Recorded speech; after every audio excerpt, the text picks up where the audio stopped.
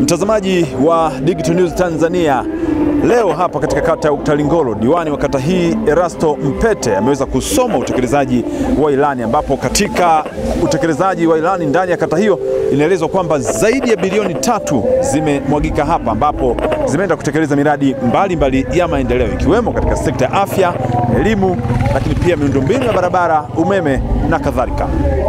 Mgeni rasmi hii leo kwa niaba ya mkuu wa mkoa wa Njombe katika ukumbi huu ambapo imesomwa ilani hii ni mkuu wa wilaya ya Njombe Juma Sweda, na viongozi wengine kadhaa wameshiriki katika usomaji wa ilani hapa katika kata ya Utalingolo. Wamezungumza mengi, tutaenda kuwasikiliza hapa ili tufahamu namna gani ilani imetekelezwa kikamilifu katika kata hii ya Utalingolo. Hii ni Digital News Tanzania. Mimi ni Ibrahim Godfrey Mlele. Usisahau kusubscribe, like, comment na kushare. Karibu uweze kusikiliza usomaji wa ilani. Yapo kwenye makala ambayo imeandaliwa, ambapo tutaona na kusikiliza yale yaliyotendeka. Yaliyopo kwenye makala ni baadhi tu ya mambo ambayo yamefanyika ndani ya kata ya Utalingolo, lakini tumeandaa kwa kushirikiana wote na wenzangu viongozi ngazi ya kata kitabu kinachoelezea utekelezaji wa ilani ya Chama cha Mapinduzi. Hiki kimeenda kwa kina, lakini hatujamaliza mambo yote. Nisemee tu, katika kipindi hiki cha miaka mitano, Mheshimiwa mgeni rasmi, serikali ya Jamhuri ya Muungano wa Tanzania chini ya Mheshimiwa Daktari Samia Suluhu Hassan kwa kusaidiana na Mheshimiwa mbunge wetu mahiri makini Mheshimiwa Deodatus Philipo Mwanyika, tumepata zaidi ya bilioni 3 zimeingia ndani ya kata hii ya Utalingolo. Ndugu zangu, ninaposema bilioni 3 wengine wasije kafikiri nasema milioni 3. Bilioni 3 imeingia kutekeleza miradi mbalimbali ya maendeleo ndani ya kata ya Utalingolo. Pigeni makofi na vigelegele. Miradi mbalimbali imetekelezwa ambayo kiufupi nitaielezea, lakini mingi tutaiona kwenye makala yetu itakayowasilishwa hapa. Tukianza upande wa afya. Upande wa afya, madawa, vitendea kazi kwa maana vifaa tiba na vitendanishi ni zaidi ya shilingi milioni 400 zimeingia katika kata yetu, kwa maana vituo vyetu vitatu vya kutolea huduma, zahanati ya Mfeleke, zahanati ya Utalingolo na zahanati ya Unole, lakini ni pamoja na kituo chetu cha afya cha Ihalo, ni zaidi ya milioni 400 imeweza kuingia hapa kata. Lakini pamoja na hayo, katika kipindi hiki kwa kushirikiana na wenzangu wote, kituo chetu cha afya kilikuwa kina changamoto ya wataalamu ngazi ya kata, kwa maana kituo cha afya. Tulivyomshirikisha Mheshimiwa mbunge wetu Deodatus Philipo Mwanyika, kilio chetu alikipeleka mbele kikasikika. Kwa mara ya kwanza ilikuwa ni ajabu. Waganga au wataalamu wa afya, wataalamu 10 wote walipangiwa kituo cha afya chetu cha Ihalula, wataalamu 10. Kwa ni namna gani tunaweza tukaona Mheshimiwa mbunge jinsi anavyofanya kazi. Lakini pamoja na haya, kata yetu ilikuwa ni miongoni yenye kituo cha afya ambacho kinafanya kazi, lakini tulikuwa hatuna gari la ambulance. Lakini hivi punde tumepata gari la ambulance lenye zaidi ya milioni 200. Piga makofi na vigelegele. Tunaposema gari lipo ambulance, manake sasa akina mama wala tusijibane. Mkoa wetu wa Njombe una watoto au una watu pungufu, tuko 800 tu. Kwa ambulance tunayo. Kwa akina mama, hebu niwaombe tusijibane. Hata mke wangu mimi nitaenda kuongea naye. Lakini pamoja na hayo, tumeweza kupata x-ray ya kisasa kabisa, generator standby generator lenye zaidi ya milioni 60. Generator standby ambalo umeme ukikatika lenyewe linajiwasha automatic. Akina mama hapo vipi jamani? Mtabana au hamtabana? Mtabania mtabana? Lakini pamoja na hayo, tukija upande wa barabara, ndugu zangu wanakata Utalingolo, hebu ningeomba huyo mtu wa makala hebu aiache kwanza. Hebu iache kwanza hiyo. Mimi naomba watu wote waniangalie mimi na wanisikilize mimi. Hayo yatafuata. Nikimaliza tu MC atatuongoza ndio tutaanza kusikiliza kule. Tukija upande wa barabara, ndugu zangu wanakata Utalingolo, mheshimiwa mgeni rasmi wa leo. Katika kipindi hiki cha miaka 5 tumefanya kazi kubwa sana ya kuboresha miundombinu ya barabara. Nadhani sote tutakuwa mashuhuda. Kabla ya mwaka 2020 barabara hii ya kutoka mjini kuingia ndani ya kata yetu kuelekea Luponde na Rugenge ilikuwa changamoto. Kweli sio kweli? Lakini hivi tunavyoongea, barabara hii kwa msimu huu kwa mara ya kwanza imekuwa barabara iliyo bora na haijaharibika kama ilivyokuwa inaharibika miaka mingine. Kweli sio kweli? Lakini pamoja na hayo, tumefungua mtandao wa barabara katika kata yetu. Hatua ya kwanza tulianza kutengeneza barabara ambazo zimefunguliwa kwa mara ya kwanza kwa maana ya grader. Barabara ya Ihalula Nole Rugenge yenye urefu wa kilomita 15, lakini tukafungua barabara ya Nole kwenda Kisilo yenye urefu wa kilomita 4. Hapo vipi jamani? Lakini tumeendelea kufungua barabara mpya ambazo wengine toka wanazaliwa maeneo yao ndio ilikuwa mara ya kwanza kuona grader. Kweli sio kweli? Tumefungua barabara ya kutoka Utalingolo kuelekea Igagala yenye urefu wa kilomita 7 kwa mara ya kwanza. Hapo vipi jamani? Imefunguliwa barabara kwa grader kwa mara ya kwanza inayotoka Nole kwenda Igagala kilomita 4. Hapo vipi jamani? Sasa mheshimiwa mgeni rasmi, kwa ujumla wake mtandao wa barabara hizi nilizozisema kwa miaka tofauti ni jumla ya zaidi ya milioni 825 zimeingia ndani ya kata ya Utalingolo. Pigeni vigelegele jamani. Pamoja na hayo, shughuli mbalimbali zimefanyika upande wa elimu. Upande wa elimu ni zaidi ya shilingi milioni 900 zimetekeleza miundombinu mbalimbali. Ujenzi wa madarasa tutayaona kwenye makala yetu. Ujenzi wa vyoo na nyumba za walimu. Nikizungumzia swala la sekondari, pale nafikiri wote tumekuwa mashuhuda, tutashuhudia. Madarasa zaidi ya 15 yamejengwa, lakini mabweni 3 yamejengwa, lakini hivi sasa tunaendelea na ujenzi wa baro la chakula na ukamilishaji wa nyumba ya mwalimu. Milioni zaidi ya 900. Hapo vipi jamani? Hapo vipi jamani? Nisiseme mengi. Upande wa kilimo, upande wa mifugo, maendeleo ya jamii zaidi ya milioni 250 zimeweza kutolewa na watu wameweza kunufaika kwa shughuli mbalimbali kutoka kwenye mikopo ya 10%. Hapo vipi jamani? Hapo vipi jamani? Hapo sawa si sawa? Tukija kwenye swala la udumavu, kata ya Utalingolo ndio kata pekee ambayo imeweza kupambana kuhakikisha kwamba tunatokomeza udumavu. Tulivyoshirikiana na wenzetu ndani ya Kamaka, changamoto ni nini? Na hili niongee kwa faida ya halmashauri mji ya Njombe. Tulichochanganua na kubaini kwamba makundi 6 yale ya vyakula ni kundi moja ambalo ndio lina changamoto na ndio ni changamoto kuu, kundi la protein. Kweli sio kweli? Kweli sio kweli? Kundi la protein ndio ambalo limeonekana kuwa na changamoto kubwa, na kata yetu Utalingolo kwa awamu ya kwanza udumavu ilikuwa ni 43%. Lakini tunavyoongea hivi udumavu umeshapungua na tunaelekea kwenye 36%. Kwa nini tulikifanya? Ndugu zangu, hapo naomba tutulie vizuri. Nini tulikifanya? Kwamba changamoto ya udumavu imeonekana inagusa zaidi wale ambao ni kaya zenye uchumi wa chini.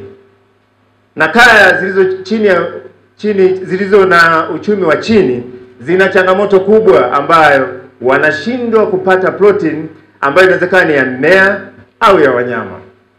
Kwa sisi kama kata ya Utalingolo tukajikita kuhamasisha shughuli ambayo inaweza kuwa rahisi kwa huyu mtu wa chini ili aweze kupata kitoweo cha nyama ambayo ni protini. Kwa hiyo tukaanzisha mradi wa ufugaji wa simbilisi. Simbilisi hoye! Simbilisi hoye! Simbilisi ni sungura wadogo ambapo wote tunafahamu na wote tumekuwa tukifuga. Lakini utamaduni wa sisi wa Kitanzania walio wengi tumekuwa na utamaduni wa kudharau vitu vya chini. Tunataka vitu vya juu. Sasa kuna ndugu zetu hawa ambao kiuchumi wako chini, hawana uwezo wa kufuga kuku, hawana uwezo wa kufuga sungura, hawana uwezo wa kufuga hata mbuzi, ng'ombe na kuendelea. Ukimpelekea ng'ombe mtu ambaye ana uchumi wa chini, ni sawa unataka kwenda kumdidimiza kiuchumi. Vinginevyo msaidie kwa maana awe na mtaji wa kuendeshea huyo ng'ombe na hiyo mifugo mingine mikubwa. Kwa hiyo sasa katika kata yetu tulianzisha huo mradi wa ufugaji wa simbilisi kuelekeza kwenye kaya ambazo hazina uwezo, lakini tunavyoongea hivi sasa tumehamasisha na simbilisi ziko nyingi za kutosha, lakini tujipongeze wanakata Utalingolo. Sisi tumeweza kuvimudu na kuvipenda vyetu tulivyo navyo. Hivi ninavyoongea imekuja project ambayo sasa wameelekeza macho Utalingolo kwamba zinatakiwa simbilisi zaidi ya 400 ambazo zinatakiwa zikatekeleze miradi kama hii tuliyoanzisha kata ya Utalingolo. Hapo vipi jamani? Niishie hapo. Tukija kwenye swala la kata ya Utalingolo bila uchafu, kata ya Utalingolo bila uchafu, Utalingolo bila uchafu inawezekana. Tulipoanzisha swala zima la usafi wa mazingira ilikuwa ni changamoto. Tukianza na swala la vyoo bora ilikuwa changamoto. Wananchi kadhaa walikuwa wakilalamika mpaka wanafika kwa diwani, kwa mtendaji kata, tumevunjiwa vyoo vyetu vilivyokuwa vya mashimo. Sasa hatuna mahali pa kwenda. Ndugu zangu, tunapohitaji maendeleo, changamoto mbalimbali zinaweza zikatokea. Lakini leo hii wana Utalingolo, ukimwambia mwana Utalingolo ameenda mahali anauliza kwanza, hivi choo hapa ni cha kulenga au cha kuflash? Atauliza hivyo. Leo ninapozungumza hapa, kata ya Utalingolo yote vyoo vimeboresheka. Vyoo vyote sasa ni vya masinki, ni vya kumwaga maji, tofauti na vile vyoo vya kulenga. Vyoo vya kulenga vipo havipo? Havipo. Tunapenda vyoo vya kulenga, hatupendi? Hapendi. Hapo vipi jamani? Mheshimiwa mgeni rasmi, ni kata pekee ambayo tumehamasishana pia usafi wa mazingira. Takataka zozote zile, iwe ni maji mtu amekunywa au amekunywa soda katika chupa ya plastiki, kuna mahali maalum ambapo inatakiwa aweze kwenda kutupa zile takataka. Kwa tumehamasishana, kila mlango wa biashara lazima uwe na dustbin, sehemu za mikusanyiko ikiwa ni misiba, sherehe, lazima kuwe na mifuko kwa ajili ya kutupa takataka. Na ndio maana Mheshimiwa mgeni rasmi, inawezekana hukutambua, lakini kuombe utakapokuwa unarudi uone, utalinganisha na maeneo mengine. Hata barabarani takataka ziko chache sana, na wanaotuchafulia sio wanao Utalingolo. Kweli sio kweli? Wapita njia walio kwenye mabasi ndio wanaopita na kutupa hizo takataka. Mheshimiwa mgeni rasmi, nikija upande wa umeme, vijiji vyetu vitatu vya kata ya Utalingolo tulipokuwa tunaanza awamu hii, ni kijiji kimoja na vitongoji viwili tu ndio vilivyokuwa na umeme. Ni Halula na vitongoji vyake viwili, kitongoji cha Mpombwi na kitongoji ni kitongoji gani kile tukumbushane? Lukungu. Kwa hiyo ni vitongoji viwili tu ambavyo vilikuwa na umeme. Lakini Mheshimiwa mgeni rasmi, tunavyoongea hivi leo, Mama Samia akaleta mambo. Vijiji vyote vina umeme na vitongoji vyote katika vitongoji 20, vitongoji 14 vyote vina umeme. Kwa hiyo sasa hivi tumesaliwa na vitongoji 6 tu. Pigeni makofi na vigelegele. Mheshimiwa mgeni rasmi, tukija upande wa maji, kuna mradi wa maji ambao tuliukuta, lakini tulivyoingia ndio tumehamasisha ili uweze kuanza kufanya kazi. Mradi wa maji ambao ni wa Rugenge Utalingolo, kwa jina linaitwa hivyo, ambapo sasa imeanzishwa chombo cha watumiaji kinaitwa Luki. Ule mradi ulikuwa na gharimu zaidi ya bilioni 1.5, lakini tulivyoanza shughuli ya utekelezaji wa ilani, yale maji yalikuwa hayajaanza, lakini tumehamasisha kuhakikisha maji yaanze kutoka, lakini tukabadilisha hata mfumo, tukashawishi kubadilisha mfumo. Zamani ilikuwa yale maji lazima yachotwe kwenye vituo, lakini tukahamasisha na tukaelimishana, tukashirikisha meneja wa RUWASA kwamba maji yale sasa yaingie ndani ya nyumba ya mtu kwa sababu matumizi ni yale yale. Kweli sio kweli jamani? Mheshimiwa mgeni rasmi, pamoja na yote, upande wa elimu, kata yetu Utalingolo tumebahatika, na nadhani sote tunajua ujenzi wa chuo kikuu branch ya Njombe, chuo kikuu cha UDOM, umesha sainiwa mkataba ambapo ujenzi unaanza hivi karibuni na umeshaanza. Wote nafikiri tunajua. Kweli sio kweli? Lakini kata yetu Utalingolo, Mheshimiwa mgeni rasmi, tumenufaika kuwa sehemu ya branch ya UDOM ya chuo kikuu hicho, kuwa na eneo limepitishwa, eneo ambalo litatumika kwa ajili ya mazoezi ya kivitendo kwa ajili ya wale wanachuo kikuu. Piga makofi na vigelegele. Kwa hiyo matarajio yetu baada ya miaka kadhaa, tunaamini katika eneo letu la Ihalula ambalo tumetenga kwa ajili ya ujenzi wa hicho chuo kikuu kwa maana mazoezi ya kivitendo, tunaamini kabisa hata barabara yetu itaboresheka zaidi. Tunaamini baada ya miaka kadhaa hii barabara ya kutoka Njombe mjini kuja Utalingolo mpaka kuunganisha kwenye kituo chetu cha afya na eneo lile litakalotumika kwa ajili ya chuo kikuu itakuwa lami. Mheshimiwa mgeni rasmi, yapo mengi ambayo ningeweza kuongea, lakini kata ya Utalingolo ndo kata pekee inayofanya vizuri kwenye michezo. Michezo hoye! Michezo hoye! Wachezaji hoye! Mheshimiwa mgeni rasmi, tunafanya mambo yote, tunamaliza mambo yote. Kwa hiyo kata ya Utalingolo ni kata ambayo inafanya vizuri hata kwenye michezo. Kwa msimu uliopita, kwanza msimu wa nyuma kabla ya uliopita, kata ya Utalingolo ilikuwa bingwa wa tarafa ya Igominyi. Piga makofi na vigelegele.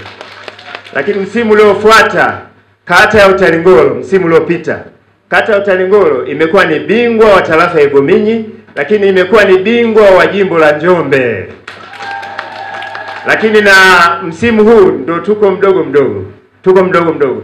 Tuwapongeze sana vijana kwamba jana wameweza kufuzu hatua ya robo finali. Kwa sasa tunaelekea hatua ya mbele, hatujui ya mbele atakayokuwa. Piga makofi na vigelegele. Mheshimiwa mgeni rasmi, yapo mengi ya kuongea, niombe tu kusema haya ni utangulizi, lakini tutaangalia kwenye makala. Nitumie nafasi hii, pamoja na kwamba kule nimesema, nishukuru viongozi wote, nikianzia Mheshimiwa Rais, mbunge, Chama cha Mapinduzi ngazi ya mkoa, wilaya, kata na matawi yote. Lakini nipende kushukuru Mheshimiwa mkuu wa mkoa.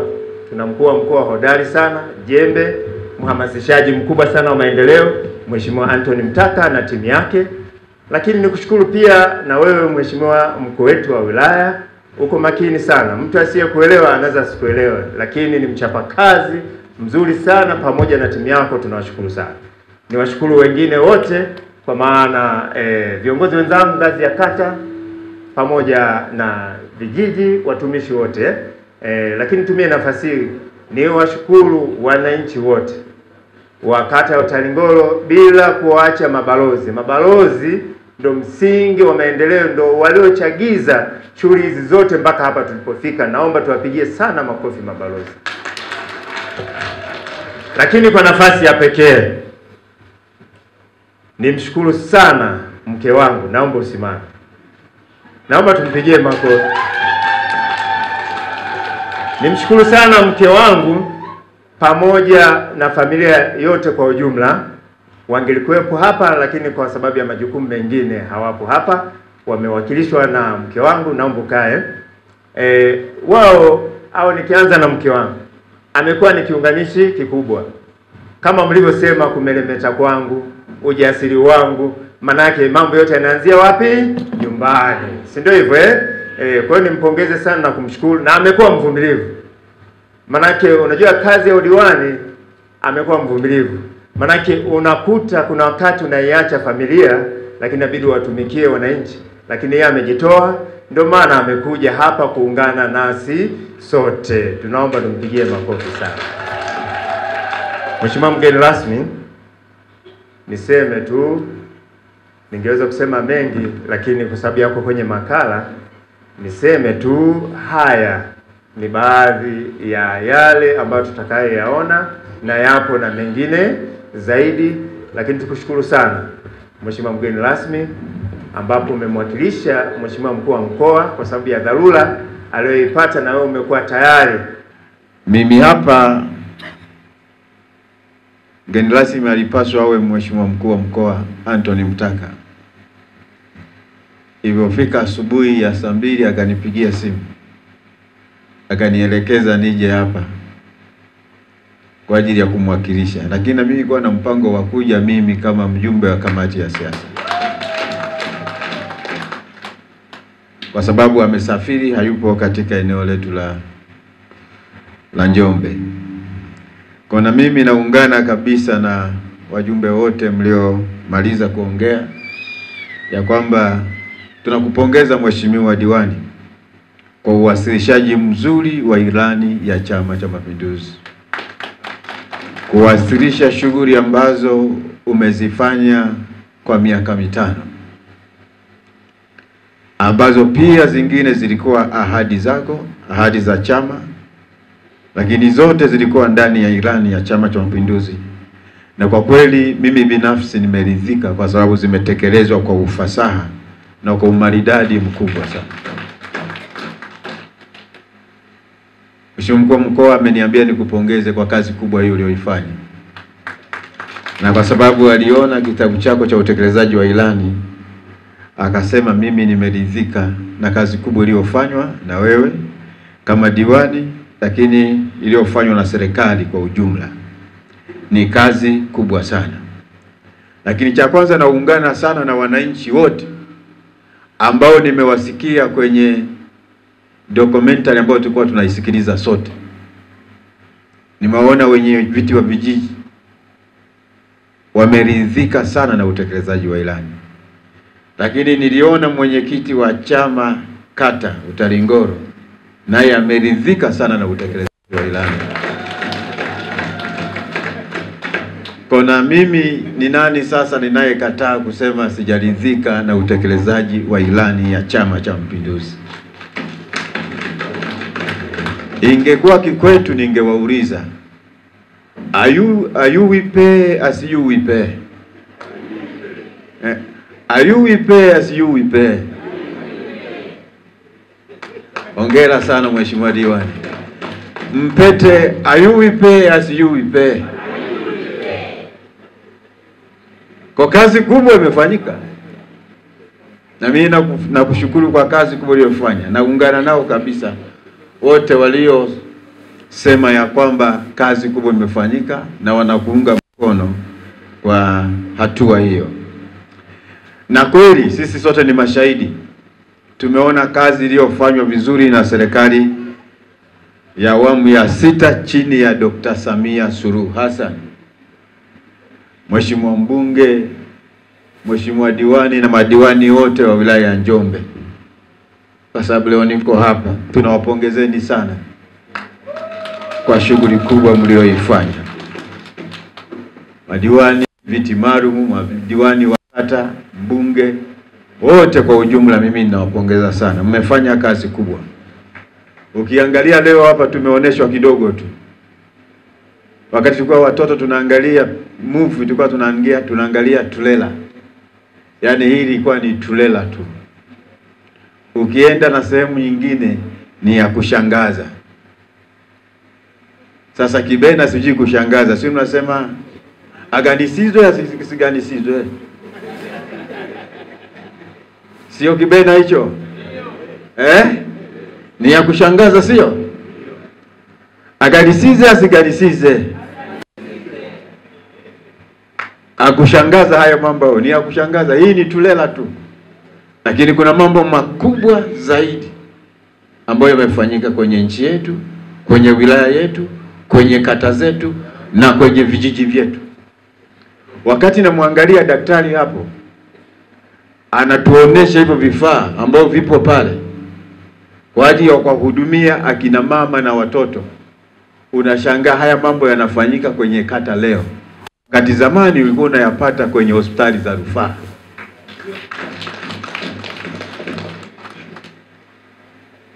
Na haimaanishi ya kwamba kila kata imepata, hapana. Kata zingine hazina. Lakini kata ya Utalingolo mnavyo hivyo vifaa.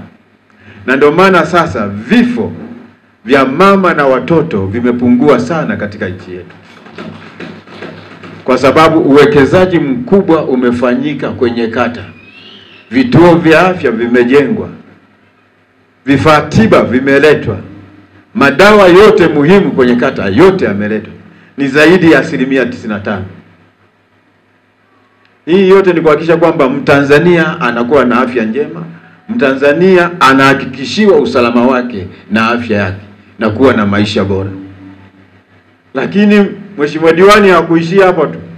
Akasema kuzaa ni jambo moja, kulea ni jambo jingine. Akasema lazima pia tupambane na udumavu. Akaendelea na swala la kupambana na swala zima la nini? La udumavu. Ambapo wamegawa vyakula vingi vya kutosha, wanyama hai, na kwingine ukienda kwenye kata ya Njombe kule walikuwa wanagawa mpaka mayai. Wengine wanagawa simbili kulingana na mazingira ulio nayo, kwamba kitu gani wananchi wako wafanyie ili uwe rahisi kwao. Tunatengeneza taifa la leo na la kesho. Hatuwezi kuwa taifa la kesho ambalo la watu wamedumaa, ambao tunataka tuwe viongozi kwa baadaye.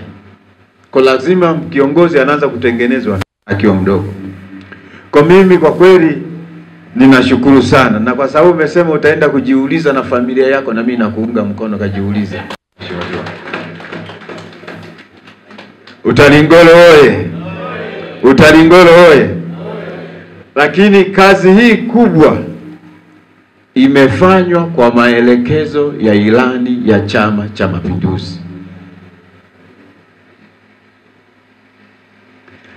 Na kupitia ilani ya Chama cha Mapinduzi, Mheshimiwa Diwani Mpete akatekeleza, wakamsimamisha wakafanya. Na ndio maana naambia Mheshimiwa Mpete ayuipe asiyuipe amefanya, sio? Lakini Mheshimiwa Mbunge Mwanyika ayuipe asiyuipe. Lakini naendelea kuuliza pia Mheshimiwa Rais Dr. Samia Suluhu Hassan ayuipe asiyuipe. Wamefanya wote hao watu. Na sisi leo ni mashahidi, tumeona kwa macho. Mwenye macho haambiwi tazama. Mwenzangu alisema usione vyaelea vimeumbwa. Watu hawalali, wanapambana kwa ajili ya kuhakikisha kwamba kuna maendeleo kwa ajili ya wananchi wao. Kwa mimi ninawapongeza sana. Nikipongeza Chama cha Mapinduzi yenyewe kwa ilani nzuri ambayo inatekelezeka. Wengine hawana hata ilani, lakini leo ndio wanatuambia kwamba tusifanye uchaguzi. Uchaguzi ni wa kikatiba. Na niwaombe sana wananchi wote, ni mwaka wa uchaguzi. Niwaombe tuendelee kudumisha mshikamano tulio nao. Tuendelee kudumisha umoja tulio nao. Kamwe tusiruhusu mtu au kikundi cha watu kikatugawa. Maana mateso atakayokuja kutokea yatakuwa ya sisi sote. Na bahati mbaya zaidi, yanakuwa mabaya zaidi kwa upande wa kina mama, yanakuwa mbaya zaidi kwa wazee, yanakuwa mabaya zaidi kwa watoto. Tusiruhusu mtu atugawe. Tuendelee kusimama kuhakikisha kwamba amani yetu tulio nayo mtu acheze. Amani yetu tulio nayo tunailinda kwa nguvu zetu zote. Na tunapoelekea kwenye uchaguzi, tunaamini ya kwamba tutaendelea kupata viongozi bora ambao wataendelea kulisukuma gurudumu letu la maendeleo. Jamhuri ya Muungano wa Tanzania. Jamhuri ya Muungano wa Tanzania. Kwa hiyo ikifika Oktoba, mjitokeze pia kwenda kupiga kura. Tabia ya kujiandikisha alafu siku ya kwenda kupiga kura uendi, tuachane nayo. Lazima tujitokeze kwa wingi kuhakikisha kwamba tunaitumia haki yetu ya kikatiba ya kwenda kupiga kura ili kuwaleta viongozi ambao tunawahitaji. Kwa hiyo mimi ninawapongeza sana, pamoja na kazi nzuri Mheshimiwa Diwani ulioifanya. Na kwa kweli mimi nakupongeza. Wanasema mcheza kwao hutunzwa, sio? Huyu jamaa alikuwa mwenyekiti wa halmashauri, nimegundua huko amejipendelea zaidi. Kwa sababu jana nilikuwa Uwemba, kule niliona bilioni 2. Lakini huku nimeona bilioni 3. Zimekuja kwa ajili ya shughuli za maendeleo. Kwa mimi nikupongeze sana, na kwa kweli sisi kwa upande wetu na kwa niaba ya Mheshimiwa Mkuu wa Mkoa, sisi tunakupongeza na tunakutakia kila laheri kwenye ratiba kubwa ya uchaguzi inayofuata mbele yetu. Mungu awabariki sana, asante sana. Mwenyekiti wa vijana mkoa, ndugu zangu wana Utalingolo, kama alivyosema mwenyekiti, jumuiya ya wanawake wilaya ya Njombe, Erasto Mpete kama mwenyekiti wa halmashauri, lakini kama yeye kwa uchaji wake ambao Mungu amempa, amekuwa akiunga mkono sana jumuiya ya wanawake wilaya ya Njombe. Amekuwa mdau mkubwa sana wa kuhamasisha maendeleo kwenye jumuiya ya wanawake wilaya ya Njombe. Tulipokuwa tumepata maafa wa kuunguliwa na jengo lile la UWT, ndiye mdau wa kwanza kuhakikisha kwamba jumuiya inaamka tena. Alituchangia zaidi ya mifuko 50. Mpete oye! Maendeleo hoye! Lakini wakati tunajenga nyumba ya katibu wa UWT wilaya, sio kwamba sisi UWT hatuna, tunacho. Lakini Biblia inasema aliye nacho ataongezewa. Mpete alituchangia lori la tofali, akatuchangia mchanga, akatuchangia mifuko ya simenti, akatuchangia na gari kwa ajili ya kubeba mbao pale Taniwati. Gari la kwake, mafuta ya kwake. Kwa hiyo kwenye swala la maendeleo, tulipokuwa tunaangalia utekelezaji wa ilani ya Chama cha Mapinduzi kwa kipindi cha mwaka 2020-2025, Mpete ameweza katika nyanja zote. Amewatazama na viongozi wa chama. Kwa hiyo mimi kama mwenyekiti wa UWT niseme kwa hiki ulichokifanya hapa, ndugu zangu wana Utalingolo, amesema mwenyekiti wa vijana kwamba muda bado, lakini mimi kwa sababu yaliyofanyika hapa yamefanyika na Mheshimiwa Rais, yamefanyika na mbunge, lakini yamefanyika na Mpete. Kwa hiyo anachofanya Mpete amekifanya na Mheshimiwa Rais na amekifanya Mheshimiwa mbunge. Jamani, kumpongeza Mpete ni kumpongeza Mama Samia. Mpete oye! Kwa hiyo ndugu zangu, yaliyofanyika hapa, mimi nilipokuwa naangalia, babangu mimi natoka kata ya Matembwe, lakini kwa sasa natoka kata ya Ramadhani. Sijaona kabisa, sijaona. Ujue nimeangalia, nimeona kabisa ni uwasilishaji, yani uwasilishaji mkubwa. kwanza makala ilivyoandaliwa, lakini miradi iliyotekelezwa mmoja baada ya mwingine, lakini umegusa pia masuala ya kijamii, ameingia mpaka kwenye michezo, kwamba kumbe kupitia michezo tunapata maendeleo. Nani kama Mpete? Nauliza tena, nani kama Mpete? Mambo aliyofanya Mpete sio ya kitoto, yanafaa kuigwa. Mimi mwenyewe ni kiongozi, leo nimekuja kusoma na darasa hili limeniingia, na mimi naenda kufanya ili kuleta maendeleo kwa jumuiya ya wanawake. Kwa hiyo Mpete, mimi nakupongeza sana. Lakini jambo la pili na la mwisho, pamoja na haya yote yaliyosemwa, Mheshimiwa mgeni rasmi, mimi kama mwenyekiti wa UWT wilaya Njombe, nimewaona wanawake wenzangu wengi hapa. Wanawake wenzangu, mwaka 2025 tuna jambo letu. Sema tuna jambo letu.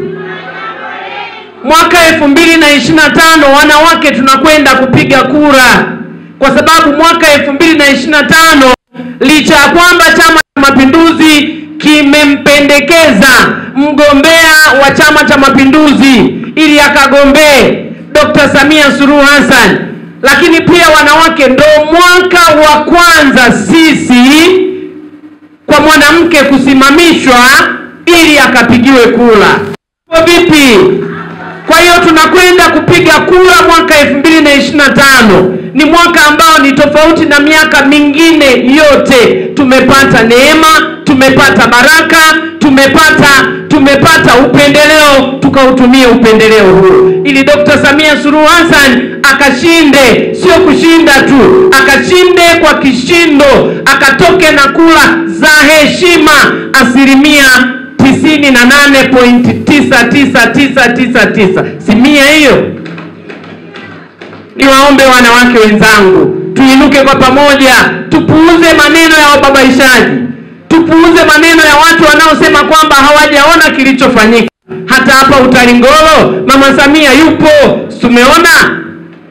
Tumeona ndugu zangu kwenye uwasilishaji wa ilani, tumeona vituo vya afya, tumeona madarasa, tumeona barabara, tumeona mikopo, tumeona michezo. Kwani tumeona ndugu zangu?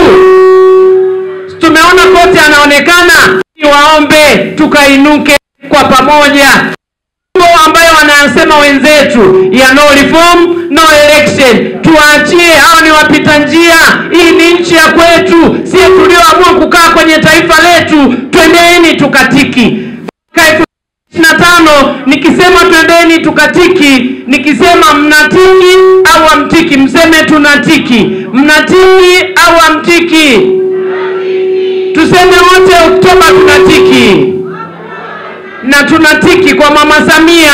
Twendeni wote kwa pamoja, kama tulivyomuunga mkono leo Erasto Mpete, tukamuunge mkono Mama Samia.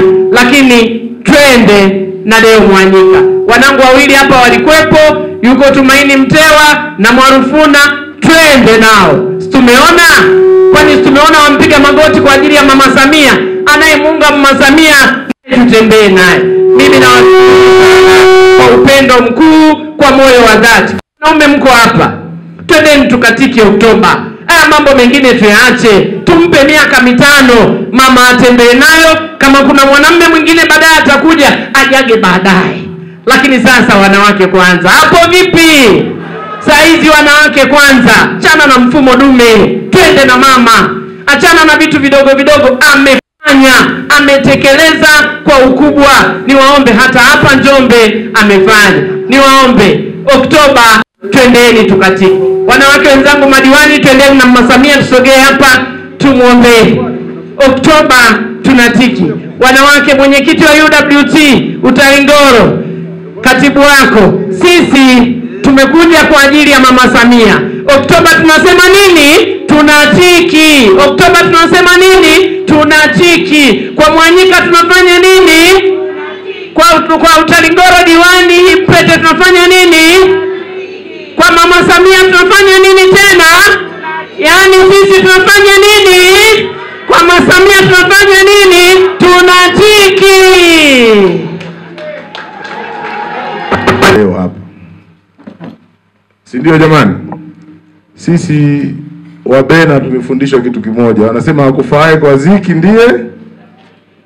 Mheshimiwa Mpete amekuwa na ushirikiano mkubwa sana na jumuiya ya umoja wa vijana. Mwenyekiti wa wilaya atakuwa shahidi.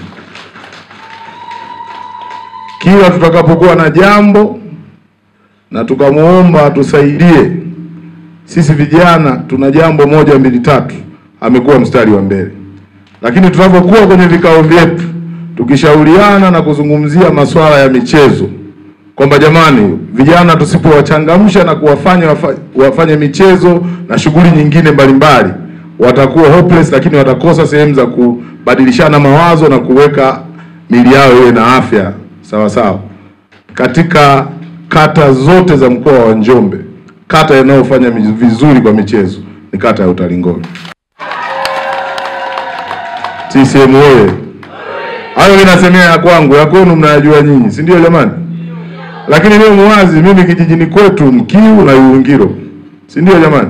Nikitaka kwenda Mkiu mara nyingi njia bora ambao hata nikiwa na gari ya chini napita ni hii hapa. Na ni njia bora ambayo tunaona kabisa mahusiano ya mheshimiwa diwani wenu na mbunge ni makubwa sana.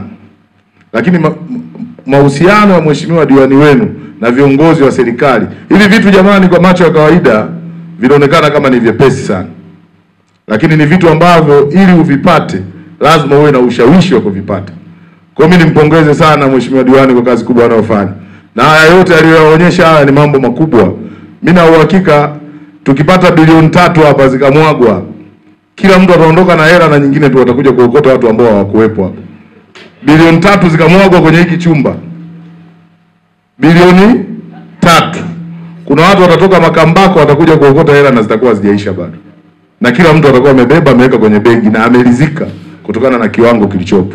Kwa kata kama hii kupata ni bilioni 3 ni maendeleo makubwa sana. Lakini mimi nitakuwa tofauti na watu wengine wote kwa sababu mimi ni refa. Huu mchezo unakoenda huko mimi ni nani? Refa. Muda utakapofika wa kugombea tunamtakia kila laheri. Mimi siwezi kusema kama wenzangu walivyosema. CCM oye! Na wote waliofanya faulu hapa leo nimewasamehe. Sitawajadili popote. CCM oye! Nimetoa msamaha wa bure kwa sababu nafasi kama hii ukiipata lazima utoe ya nini? Ya moyoni. Kwa hiyo yale ya moyoni na mimi nayaacha moyoni. CCM oye! Baada ya kusema hayo, natoa salamu za Chama cha Mapinduzi mkoa wa Njombe. Chama cha Mapinduzi mkoa wa Njombe kina ushirikiano mkubwa sana na kata hii na nyinyi ni mashahidi. Tumekuja kwenye ziara, tumekuja kwenye mikutano. Chama cha Mapinduzi mkoa wa Njombe kiongozwa na mwenyekiti wake Deo Sanga, katibu wake Julius Peter na mwenezi wake Josaya wamenituma nije kuwawakilisha. Kutokana na majukumu walionayo wameshindwa kufika hapa leo siku ya leo. Kwa wameniambia nije kuwawakilisha, na uwakilishi wao huu kama nilivyowaambia mengine sitayasema, ila nitasema Utalingolo wanawasalimia sana. Kidumu Chama cha Mapinduzi. Lakini kwa kumalizia kabisa, naomba niwasimamishe madiwani viti maalum na diwani wa Uwemba. Diwani wa Uwemba, mimi kama mwenyekiti wangu wa vijana ni diwani ninayejivunia sana kwa sababu ndio diwani kijana ninayemtegemea. Si ndio jamani? Katika madiwani wadogo kuliko wote mkoa wa Njombe, diwani ninayemtegemea ni diwani wa wapi? Yaani nikiwaza hivi, mtu akiwa anamgusa hadi mimi mwenyewe moyo kidogo unachomoka. Kwa hiyo sisi kama vijana tutaendelea kumuunga mkono kwa sababu kazi anayofanya ni kubwa na nyinyi wenyewe mnaona. Sisi kama vijana tuna haki ya kuhakikisha vijana wenzetu wanapata nafasi. Si ndio jamani? Na lakini mnavyomuona vile alivyo analelewa vizuri sana na mzee wetu. Na mimi diwani wa Uwemba akinikwaza huwa moja kwa moja namwambia Mpete. Kwa hiyo Mpete naye na watoto wake huko. Si ndio jamani? Lakini niwapongeze sana hawa mama zangu. Mimi nimekuwa nikienda misibani, nikienda harusini, nikienda sehemu zozote. Mbona nimeongea mpaka mwandishi wa habari katikisa kichwa? Manake kweli ninachokisema ni cha kweli. Kila sehemu ninayoienda, sio kwamba hawana kazi za kufanya, ila wameamua kushirikiana na kuwatumikia nini? Wananchi. Kwa hiyo mimi nawaombea na nimesema niwaite hapa niwapongeze kwa kazi kubwa mnaofanya na Mungu awabariki. Msichoke kuyafanya hayo mnayoyafanya. Kwenye kazi zetu hizi za siasa kuna muda huwa tunachalangana. Si ndio jamani? Na muda ndio huu hapa. Kwa sasa hizi tu usitegemee utasifiwa, Mheshimiwa Mpete sio kategemea utasifiwa sasa hivi. Mheshimiwa Jackson sio kategemea utasifiwa. Sasa hivi ndio mabaya yote uliyofanya yatakuwa wazi, ya kutunga na ya kusingiziwa, lakini sisi tunawatia moyo. Dhamira yenu kuwatumikia wananchi ni kubwa, msikate tamaa, msiyasikilize maneno. Kuna watu wengine hawana hata uwezo wa kufanya wanayosema wanaweza kuyafanya, msiyasikilize. Riziki ya uongozi inatolewa na mtu mmoja tu, Mungu wa mbinguni. Kwa hao wote viongozi waliopo, hata mkuu wa wilaya ukimuuliza ukute alikuwa mwalimu wa sekondari, lakini leo ni nani? Riziki hiyo amepewa na nani? Na Mungu. Kwa hiyo hakuna binadamu wala kinyagalagosi yoyote anaweza kazuia riziki yako. Hata kama mtu asipokuunga mkono kwenye uchaguzi tunaouendea, siye yeye aliyekufanya usiwe, ila Mungu kuna kitu kakuepusha nacho. Sisi moyo. Baada ya kusema hayo, mtumishi wa Mungu, naomba nimalize, niwatakie sakramenti njema ndugu zangu, nawapenda sana. Lakini tunapoingia kwenye uchaguzi mkuu, haimaanishi kwa sababu ni haki ya kikatiba ya kila mwanachama wa CCM kugombea, basi viongozi waliofanya vizuri tuwabeze na kuwatoa kwa sababu ni mwaka wa uchaguzi. Binafsi niwaambie watu wa Utalingolo, huyu bwana Mpete tunatiki na tunaenda naye Oktoba. Na tunawaomba watu wa Utalingolo, mumuunge mkono diwani wenu. Hana faida kwetu sisi kwa anayoyafanya, anafanya kwa faida ya watu wa Utalingolo. Utekelezaji huu wa ilani, namna tulivyoona, tumekuwa na diwani wa CCM hapa kwa 2010 mpaka 2015. Yaliyofanyika na Mpete hakuyafanya. Tumekuwa na diwani wa chama cha upinzani 15-20. Yaliyofanyika na Mpete hakuyafanya. Huyu ameyafanya haya. Tunamlinganishaje na mtu mwingine ambaye hakutufikisha alipotufikisha Mpete leo? Mnanielewa vizuri? Mnanielewa vizuri? Mheshimiwa DC, tunaelewana jamani? Mpete ameupiga mwingi mpaka shabiki naye anaona ngoja niingie labda na testi, naweza nikafika pale. Lakini Mpete umetisha vibaya mno. Na nimesikia pia wako watu waliwahi kuwa madiwani, kwa sababu ya namna Mpete alivyoupiga mwingi, wanahamasisha huko watu waseme vibaya. Mpete, songa mbele, vijana tunasimama na wewe. Na raundi hii ukiona vijana tumesema tunakwenda na wewe, hayupo atakayetuweza. Nimesikia umeleta mikopo, nimeona pale milioni 257 Utalingolo. Endelea kuwapa vikundi vya vijana tunufaike. Lakini pia nimeona barabara. Jamani, barabara sio lazima muone lami. Kuna maeneo huko hayapitiki hata wakati mvua hakuna. Miundombinu lazima ipewe bajeti ili itekelezwe kwa wakati. Kwa hiyo endeleeni kuvumilia. Serikali ya Chama cha Mapinduzi ni sikivu, italeta lami wakati ukifika. Lakini kwa sasa Mpete, endelea kusukuma fedha nyingi zije.